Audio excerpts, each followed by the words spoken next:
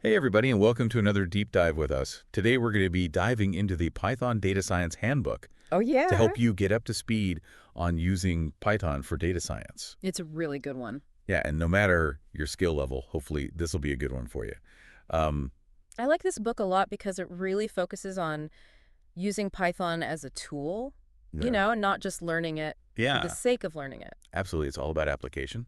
Right. And I think what I really appreciated about the way this book is structured is it's very much like, here's a tool, Yeah. NumPy. Yeah. Here's how to use it, Pandas. Here's how to use it. Yeah, it's like you're unlocking a new gadget Yes, with every chapter. exactly. It's really fun. Yeah, so it's less about just memorizing syntax and more about like, how do I actually use this thing Exactly. to accomplish what I need to accomplish? So I appreciated that about it. Yeah, you don't have to be a mechanic to drive a car. Exactly. You just need to know like where the gas goes and the brake Yeah, and the steering wheel. exactly. And like how to turn it on, hopefully. Yeah.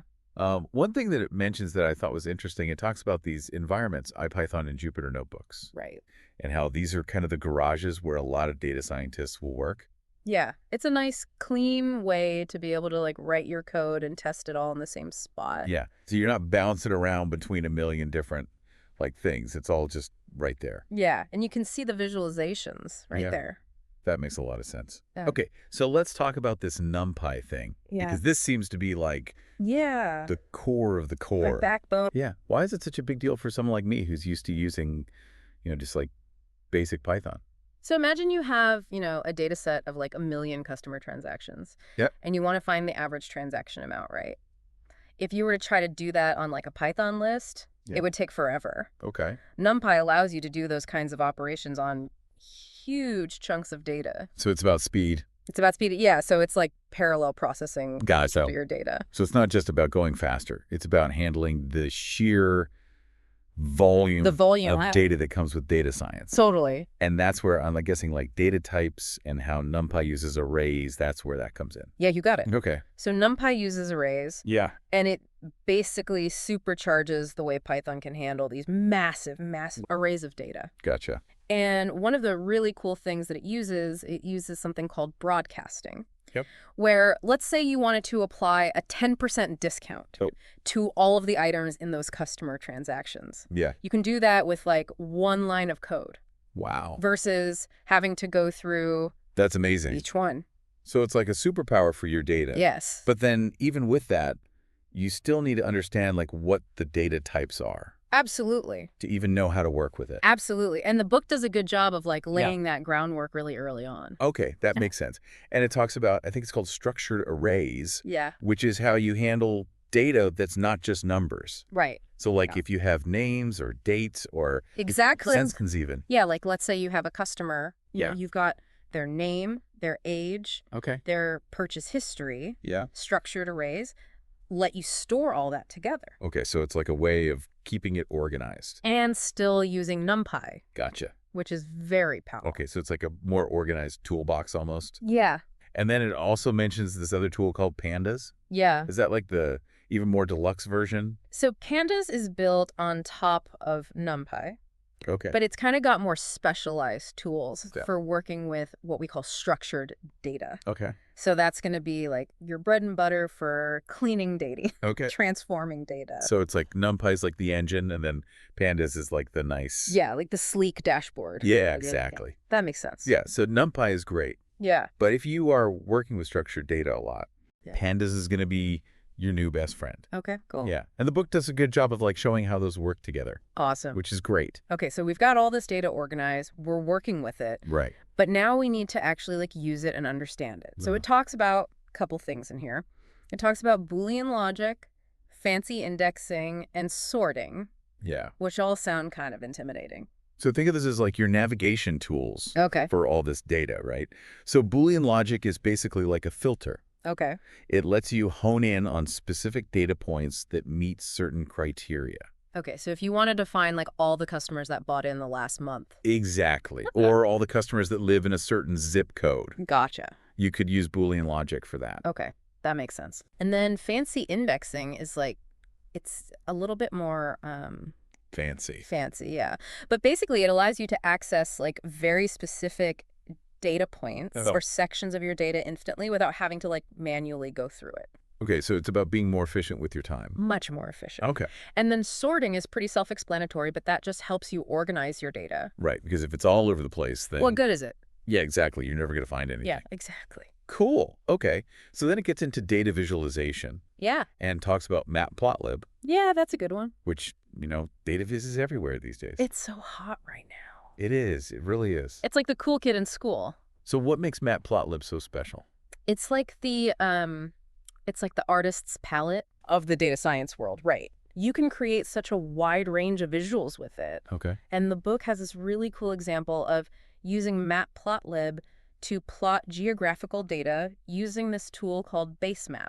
Okay. I love maps, so I'm very interested. So it's not just a map. Like, you can basically use Matplotlib to turn that map into like an interactive canvas to explore your data. So it's like taking these flat spreadsheets and making them three-dimensional. Exactly. Yeah. It's really cool. That's awesome. And it also mentions this other library called Seaborn. Yeah. Is that like the fancy version of Matplotlib? Yeah. Seaborn is built on top of Matplotlib. Okay. But it just offers like more aesthetically pleasing and statistically robust visualizations. Cool. So you can make it look even prettier?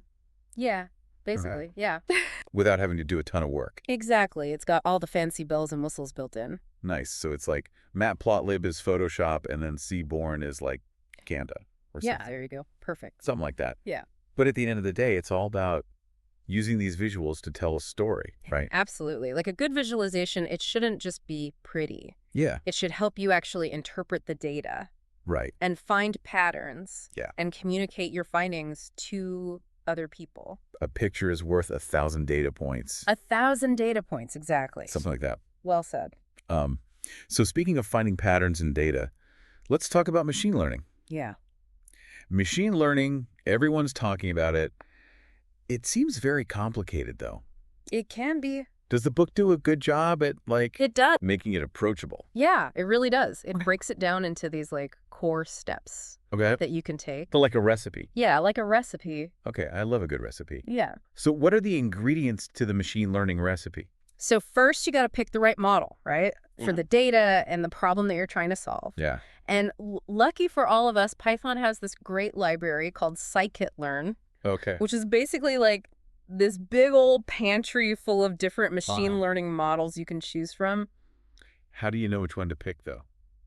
That's a great question. So that's where these things called hyperparameters come in. Hyperparameters, okay. And you can think of those as like the knobs and dials on your machine learning model Oh. that you can fine tune to adjust how it performs. So it's like if you add a little bit more salt to a recipe. Exactly. Okay, gotcha. So the book does a really good job of walking through how to choose the right model Okay. and tune these hyperparameters. Okay. And then there's this other process called fitting the model, Okay. which is where you actually feed the data Okay. to your chosen model and it learns from that data. So if picking the model is like picking the recipe, Yes. and then tuning it is like adding all the spices, Yes. this is like actually turning the oven on. Exactly. Yeah. Exactly.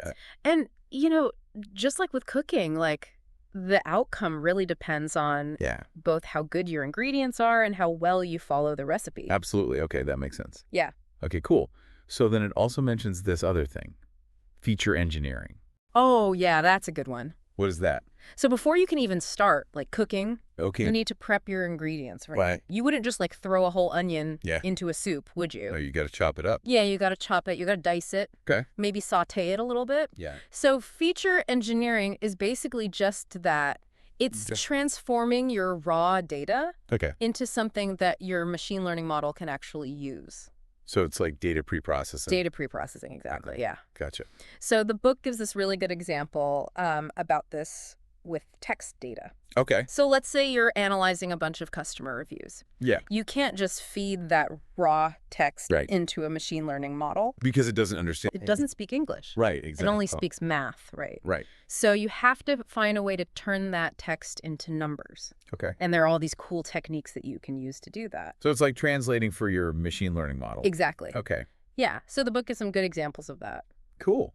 And then it talks about building a facial recognition algorithm, Yeah, it's a really cool example. which sounds really complicated. It's actually not as complicated as you might think. Really? Yeah, I mean, it's still complicated, Yeah. but it's really cool. Okay. So essentially, you're training a model to recognize patterns in images, Okay. and specifically the patterns that make up a human face. So it's like teaching a computer to see. Yes, exactly. Wow, that's wild. Mm. Okay, so we've covered a lot from like basic Python, how to use it, Yeah. all the way to like Machine learning. facial recognition. Yeah, it's pretty amazing all the things you can do with Python. Yeah, it is. It's really powerful. It really is. What do you think the big takeaways are from this book?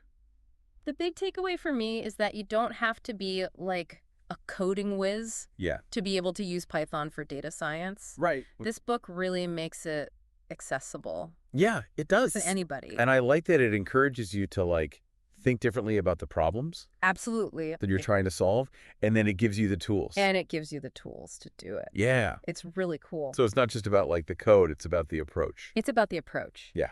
Absolutely. Awesome. Well, great chat about the Python Data Science Handbook. Yeah, this was fun. Hopefully that was helpful for you all. And we'll see you next time. See